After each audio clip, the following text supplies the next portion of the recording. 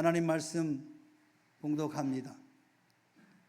고린도후서 12장 7절에서부터 10절까지 우리 다 같이 한 목소리로 합독하도록 하겠습니다. 고린도후서 12장 7절에서부터 10절까지입니다. 다 같이 합독합니다. 시작. 여러 계시를 받은 것이 지극히 크므로 너무 자만하지 않게 하시려고 내 육체의 가시 곧 사탄의 사자를 주셨으니 이는 나를 쳐서 너무 자만하지 않게 하려 하심이라. 이것이 내게서 떠나가게 하기 위하여 내가 3번 주께 간구하였더니 나에게 이르시기를 내 은혜가 내게 족하도다. 이는 내 능력이 약한 데서 온전하여 짐이라 하신지라. 그러므로 도리어 크게 기뻐함으로 나의 여러 약한 것들에 대하여 자랑하리니 이는 그리스도의 능력이 내게 머물게 하려 함이라. 그러므로 내가 그리스도를 위하여 약한 것들과 능욕과 궁핍과 박해와 곤고를 기뻐하노니 이는 내가 약한 그때의 강함이라. 아멘. 우리 옆 사람과 인사합시다. 축복합니다. 사랑합니다. 물된 동상 같은 우리 청년들은 말을 해야지. 말에는 능력이 있습니다, 여러분. 그래서 말로 하라는 거예요, 말로. 옛날 우리 어르신들은 부부간에 사랑합니다, 사랑해 이 말을 잘 안 씁니다. 그 이유를 물어본즉 그걸 꼭 말로 해야만 하냐. 다 아는데, 다 모른대요. 그래서 말로 해야 된대. 지수야, 사랑합니다. 말로 해라고. 그냥 이렇게 하지 말고 좀 말로 표현해야 한다는 거예요. 그래서 여러분 축복합니다, 사랑합니다, 물된 동상 같은 권사님 되세요. 축복하시라는 거예요. 축복하면은 그게 나에게도 오는 겁니다. 그래서 다시 한번 물된 동상 같은, 내가 지켜보고 있어. 불꽃 같은 눈동자로 하는지 안 하는지. 아멘. 여러분, 고생과 고난과 고통은 인간 누구에나 보편적으로 공존하는 것입니다. 공평하신 하나님께서 하나님의 자녀들에게까지 이 고생과 고난과 고통을 허락을 하셨습니다. 이사야 선지자는 1장 6절에서 발바닥에서 머리까지 성한 곳이 없이 상한 것과 터진 것과 새로 맞은 흔적뿐이거늘 그것을 짜며 싸매며 기름으로 부드럽게 함을 받지 못하였도다 라고 성경에 기록하고 있습니다. 이것은 죄악으로 말미암는 고통 속의 인간의 실상을 드러내고 있는 것입니다. 오늘 본문 말씀에서 바울 사도는 자신의 이 고생과 고난과 고통, 때로는 능욕과 궁핍과 박해와 공고 속에서도 그의 사명을 감당하는 것을 우리는 보게 됩니다. 이 모든 것들을 사도 바울은 한 단어로 가시다라고 표현을 하고 있습니다.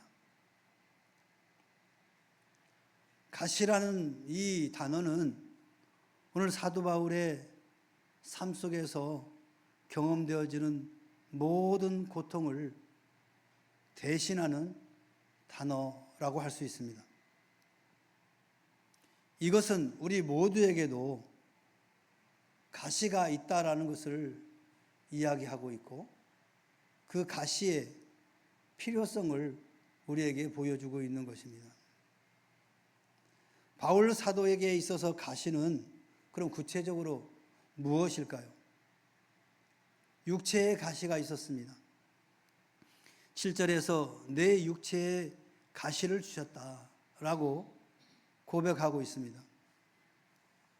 학자들은 바울 사도의 이 육체의 가시는 눈병이다라고 해석하는 분들이 있습니다. 왜냐하면 갈라디아 교인들이 바울 사도에게 너희가 할 수만 있었더라면 너희의 눈이라도 빼어 나에게 주었으리라 라는 그런 사랑의 고백에서 추측을 하게 되는 거죠. 이 눈 때문에 사도 바울이 상당한 고통을 당했을 것입니다. 그렇기 때문에 갈라디아 이 교회 성도들이 할 수만 있으면 자신들의 눈이라도 빼서 바울에게 주었으면 좋겠다라는 표현을 한 겁니다.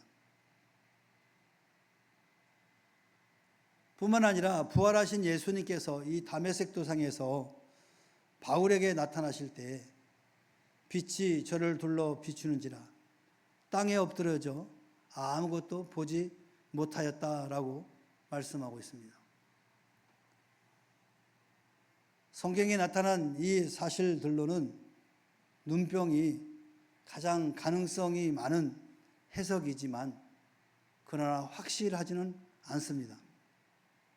그러나 우리가 분명히 알 수 있는 것은 바울에게 있어서 고통스러운 난치 또는 불치의 질병이 있었다라는 것을 우리는 알 수 있습니다. 그래서 바울은 오늘 본문에 보니까 그 불치의 병을 고쳐달라고 하나님께 기도를 3번씩이나 했다라는 겁니다.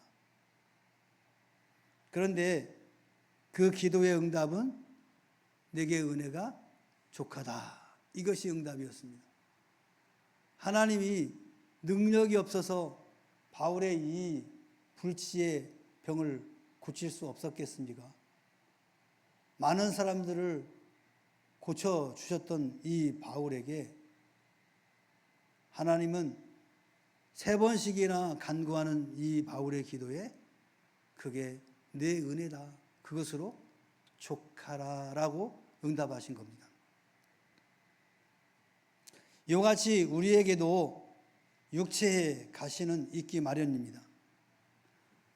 어떤 이는 위장병, 어떤 이는 신장병, 어떤 사람은 간염, 또 다양한 종류의 현대인이 가지고 있는 수많은 이 질병들, 고칠 수도 있지만 고칠 수 없는 그런 질병들이 얼마나 많은지 모릅니다. 그래서 그 고통의 차이는 있을 수 있겠습니다.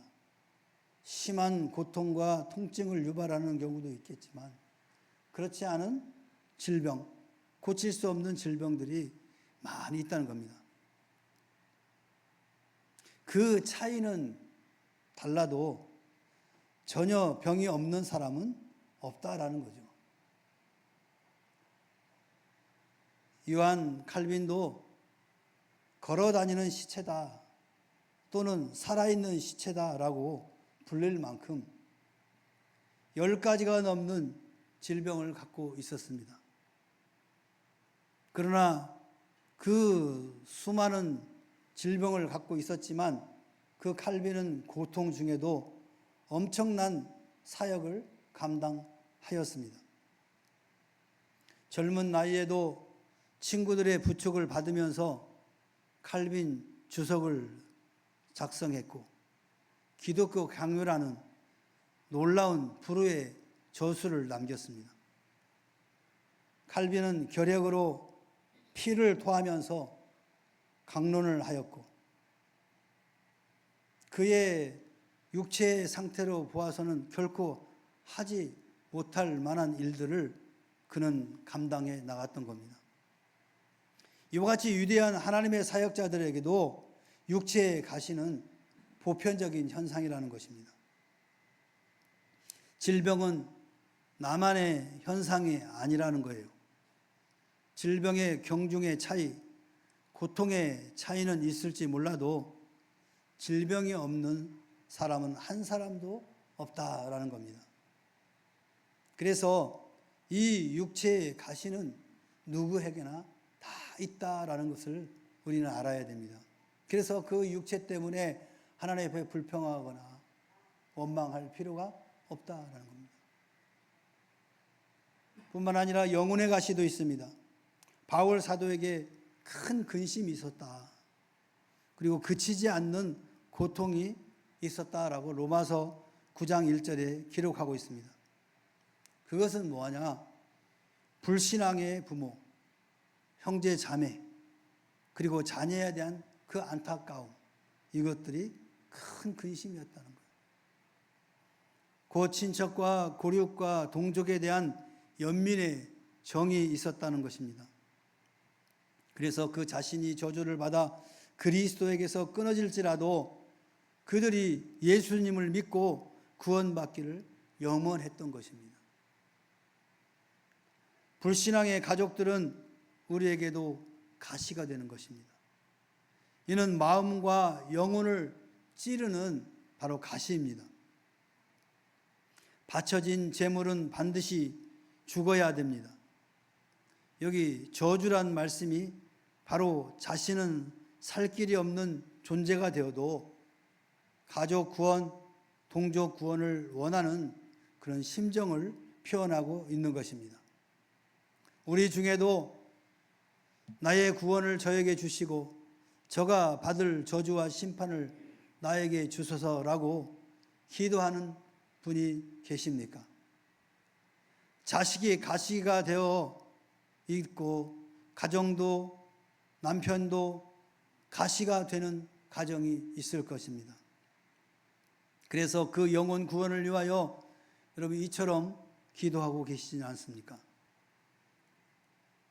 나만 구원 얻을 것이 아니라 내 자녀, 내 남편, 내 친척들이 구원받기를 위하여 기도하는 그런 성도들도 있을 것입니다. 바로 그것이 그에게 있어서 가시인 것입니다. 뿐만 아니라 탈선적인 그 갈라디아 교인들 때문에 바울 사도께서는 해산하는 수고를 한다라고 갈라디아 4장 19절 20절에 말씀하고 있습니다. 이는 그들이 믿음으로 구원받은 복음의 도리를 외면하고 다른 복음을, 즉 율법주의에 오염되어서 행함을 구원의 공로로 삼고자 함으로 고통받는 사실을 기록한 것입니다. 우리가 열심히 전도하여 예수를 믿는 것 같은데 어느 순간에 거기에서 벗어나서 다시 세상으로 나갈 때 이것을 우리는 해산의 수고다라고 말하고 있는 것입니다. 여러분, 예수 믿는 게 쉽지 않죠? 쉬운 것 같지만 결코 쉬운 것이 아닙니다.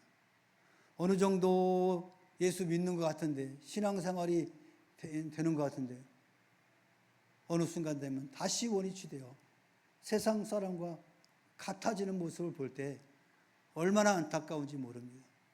이것이 바로 오늘 사도 바울이 갈라디아 교인들을 향해서 해산하는 수고를 한다라고 합니다. 해산의 수고, 이것은 애를 낳아본 여성만이 알 수 있는 거죠.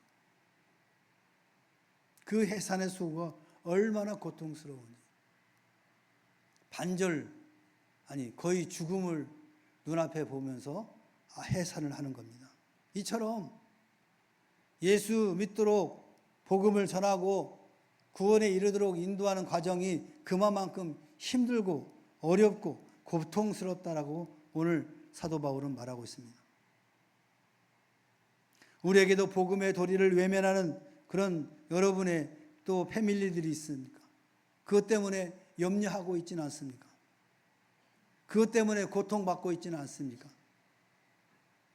또 전도회 회원들이 잘 신앙생활 하다가 다른 길로 갈 때 여러분 고통스럽지 않습니까?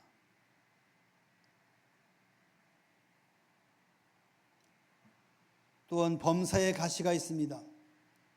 바울 사도의 경우 철학의 도시 아덴에서 전도와 선교에 실패한 후 고린도에 가서 육체의 지혜보다 하나님의 은혜, 인간의 지혜보다 하나님의 지혜인 십자가를 강조하였던 것을 우리는 잘 알고 있습니다.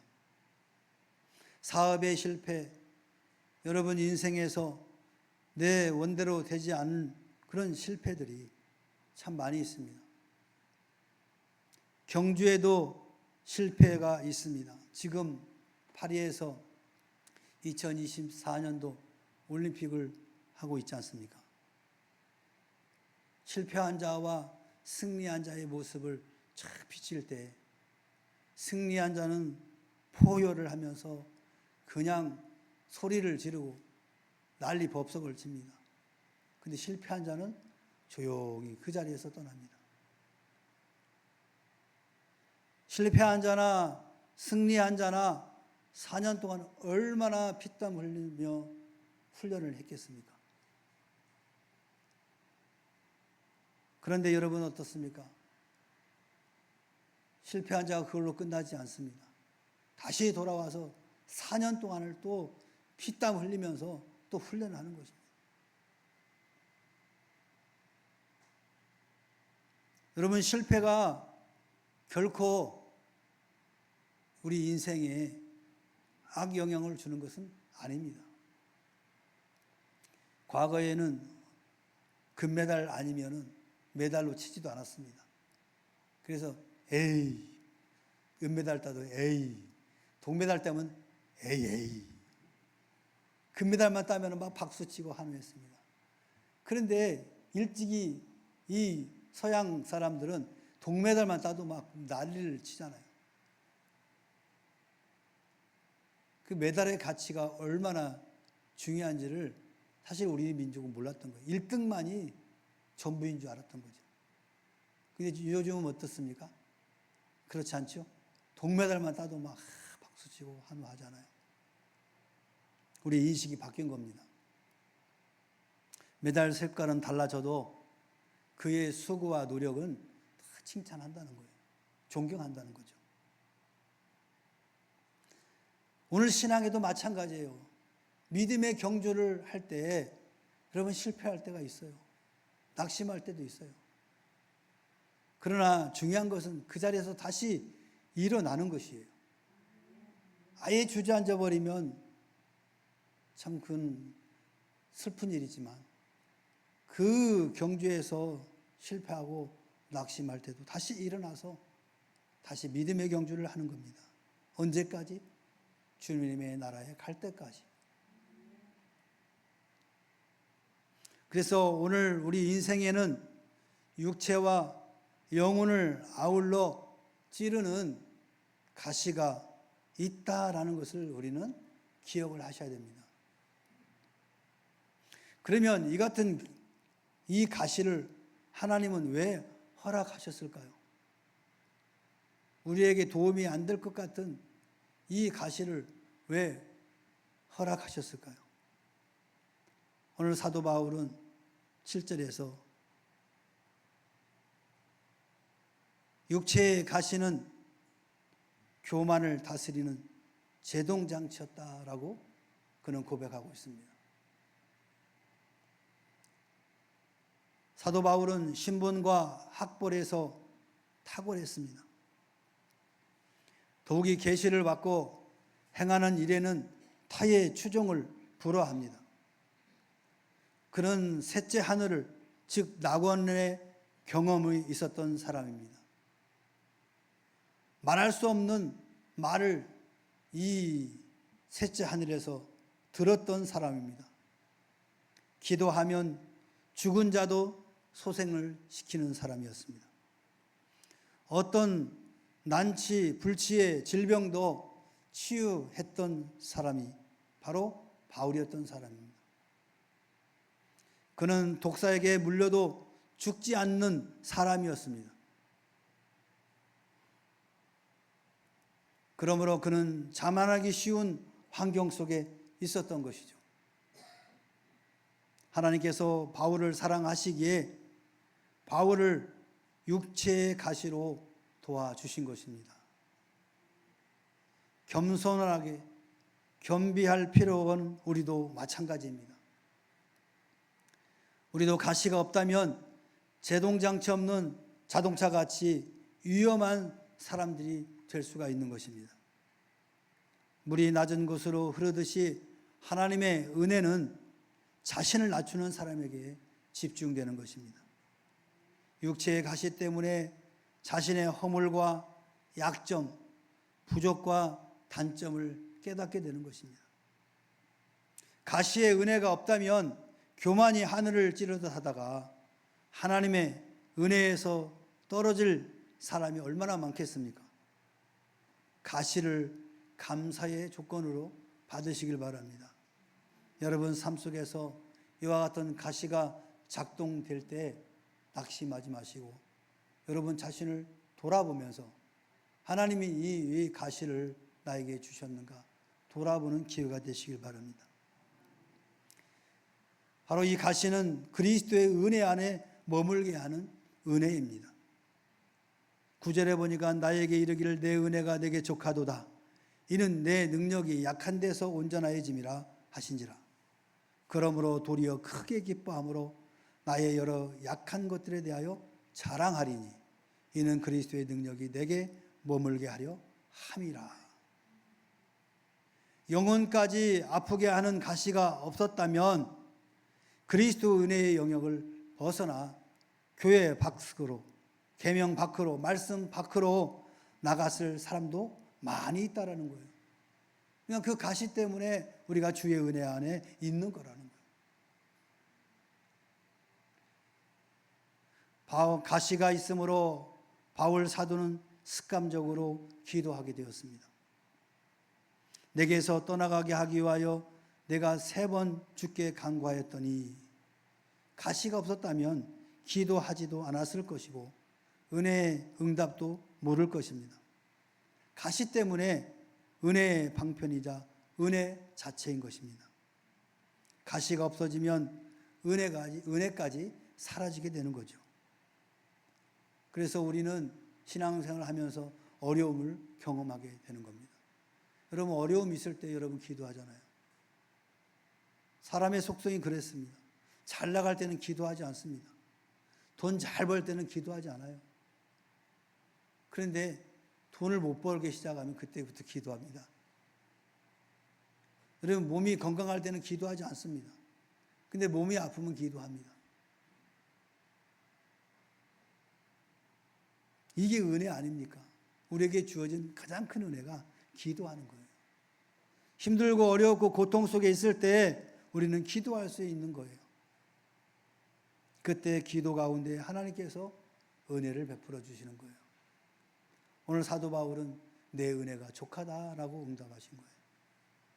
때로는 우리의 삶 속에서 겪어지는 그런 고난들을 하나님이 해결해 주시기도 하죠.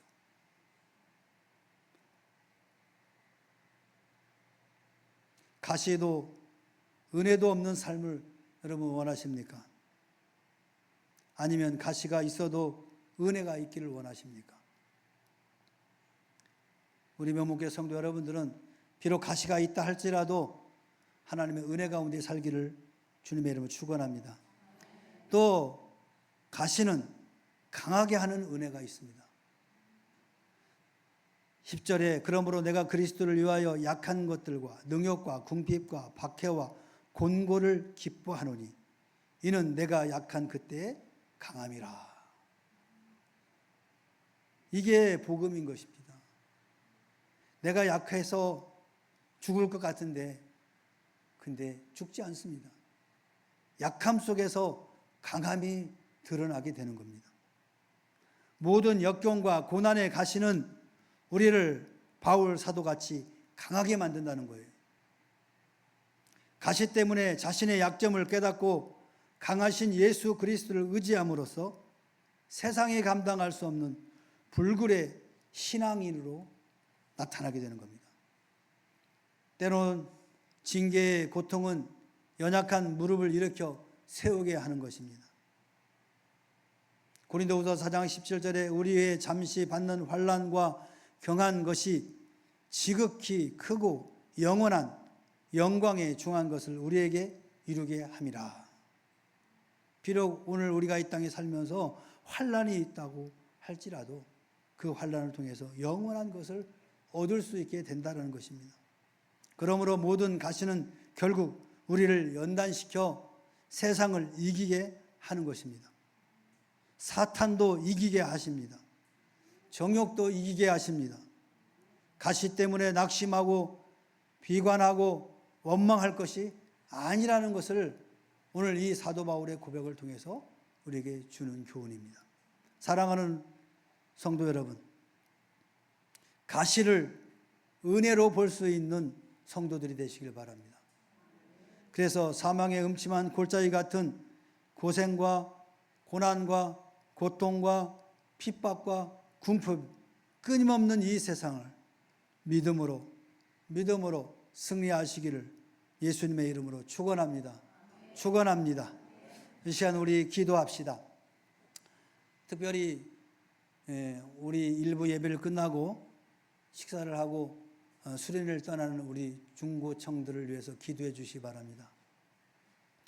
사실 중요한 시기입니다.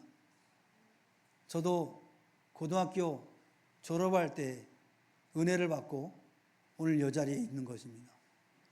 이 청년 시대에 은혜 받아야만이 그 삶이 변화가 되는 겁니다. 이때 변화하지 않으면 성인이 되어서 뿔뿔이 다 흩어지고 믿음 없는 사람처럼 되는 겁니다. 그래서 사실은 이 1박 2일이지만 어떤 프로그램을 갖고 있는지 저한테 이야기를 안 해가지고 모르겠는데 가서 먹고 놀고만 오면 절대 안 됩니다. 비록 1시간이라도 할지라도 정말로 내 인생의 변화를 가우져오는 그런 기도의 시간이 꼭 있어야 됩니다. 그래야만이 저들의 인생이 변화되는 겁니다. 그래서 여러분들이 꼭 이 시간 기도해 주시기 바랍니다. 하나님, 저들의 1박 2일 짧은 시간이지만 하나님의 역사를 통해서 성령의 능력을 통해서 변화받고 저들의 인생이 변화되는 전환점이 되는 그런 시간이 되게 하옵소서. 성령께서 강권적으로 역사해 주시옵소서라고 이 시간 우리 중고청 수련을 위해서 기도해 주시기 바랍니다. 우리 주여 한번 외치고 기도합시다. 주여, 사랑의 하나님 아버지, 주님의 은혜를 감사합니다. 오늘 우리 명문교회를 사랑하시고 하나님 아버지, 우리 중고들과 청년들 하나님 아버지 허락하신 하나님 아버지, 이제 조금 있으면 수련회를 떠납니다. 1박 2일 짧은 시간이지만 하나님 아버지, 이 짧은 시간을 통해서 저희들의 삶이 변화되게 하여 주시옵소서. 인생이 변화가 되시고 목적과 목표가 달라지게 하여 주시옵소서. 하나님의 영광을 위하여 살아가는 복된 시간들로 세워져 갈 수 있도록 은총을 베풀어 주시옵소서. 하나님, 저들만 두지 마시고 성령께서 강하게 주장하여 주시고 충만케 하여 주시옵소서. 하나님 아버지, 이 시간을 통해서 하나님의 살아계심과 전능하심을 경험하고 돌아오는 복된 시간이 될 수 있도록 은총을 베풀어 주시옵소서. 하나님 아버지, 붙들어 주시옵소서. 가는 시간부터 돌아오는 시간까지 하나님께서 불복받은 눈동자로 지켜주시고 보호하여 주시어서 하나님 앞에 영광 돌리는 복된 수련회가 될 수 있도록 은혜를 베풀어 주시옵소서. 주여 함께하여 주시옵소서. 축복하시옵소서. 주님 홀로 영광 받으시옵소서. 우리 모든 성도들에게도 은혜를 베풀어 주시고 삶 속에서 이루어지는 하나님 아버지 인생의 가시들이 있을진데 하나님 이 가시를 하나님 아버지 하나님의 은혜 하나님 방편으로 볼 수 있도록 영의 눈을 열어 주시옵소서. 하나님 앞에 영광 돌리는 우리 모든 삶이 될 수 있도록 축복하여 주시옵소서. 주님 홀로 영광 받으시옵소서. 주님 감사합니다.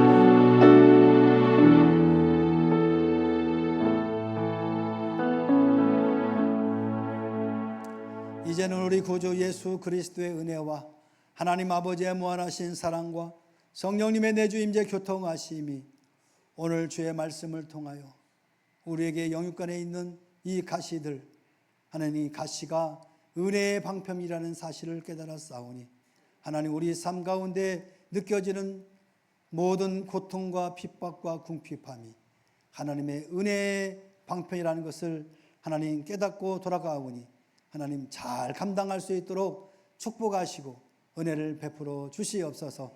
그렇게 결단하고 돌아가는 사랑하는 주의 자녀들 심령예와 또 오늘부터 이루어지는 우리 중고청 수련회 이후에 지금으로부터 영원토록 함께 있을지어다.